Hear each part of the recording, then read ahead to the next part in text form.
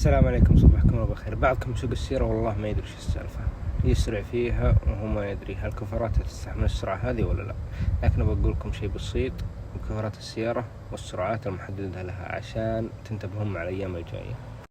طبعا نشوف بالسيارة أرقام عندك هنا بالكفر، عندك 225 65 جنط 17، وعندك هنا مكتوب حرف اتش آخر شيء. هذا هو حرف اتش، تشوفونه هذا الحرف، هذا أهم شيء لازم تتأكد منه. عندي أنا حرف اتش يعني أقصى سرعة أقدر أمشي فيها بالسيارة 210، وهذا رسم بياني الكامل الأرقام والحروف. شوف حرف الكفر اللي بسيارتك وين من هذه، وشوف أقصى سرعة تقدر تمشي عليها بالكفر، لأن بعضهم عنده حرف ال ويمشي أكثر من 120 ويمكن ينفقع معاه الكفر ويسوي حادث.